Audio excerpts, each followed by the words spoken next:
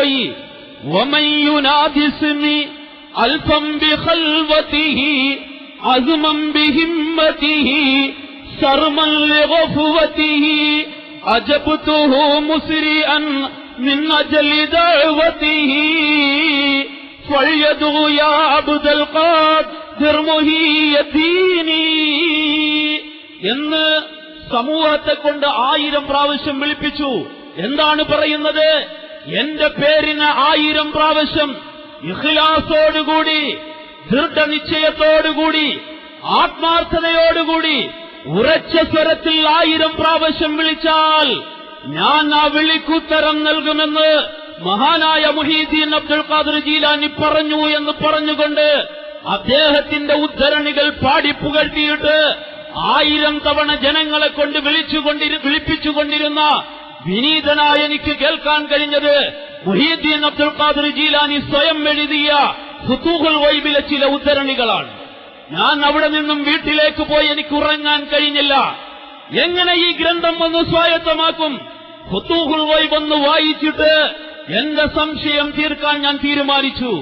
അള്ളാഹുവിന്റെ അനുഗ്രഹത്താൽ ഒരു സുന്നി പണ്ഡിതനിൽ നിന്ന് തന്നെ ഈ ഫുതൂഹുൽ ഗൈബ് എന്ന് പറയുന്ന ഗ്രന്ഥം എനിക്ക് കിട്ടി. ഞാൻ വായിച്ചു നോക്കി. അതിൽ കണ്ട ചില ഉദ്ധരണികൾ എന്നെ ഞെട്ടിച്ചു കളഞ്ഞു. എന്താണ് മുഹീദ്ദീൻ ശൈഖ് പറഞ്ഞത്? ലാ തശ്കു അന്ന ഫീ ഹാലത്തൽ ബരിയ ഇലാ അഹദിൻ മിൻ ഖൽഖില്ലാഹ്.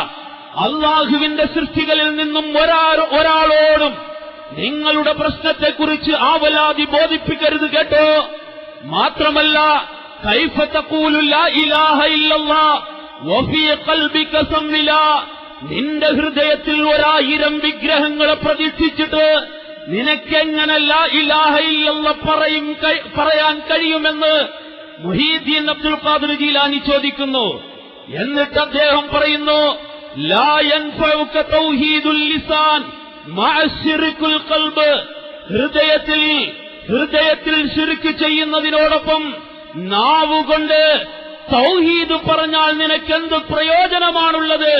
നിനക്കൊരു പ്രയോജനവുമില്ല കേട്ടോ. അതുകൊണ്ട് ഇജ്അൽ ഖൽബക മസ്ജിദാ ലാ തദ്ഉ മഅല്ലാഹി അഹദാ. നിന്റെ ഹൃദയത്തെ ഒരു പള്ളിയാക്കണം കേട്ടോ. എങ്ങനെയുള്ള പള്ളി എന്നറിയുമോ?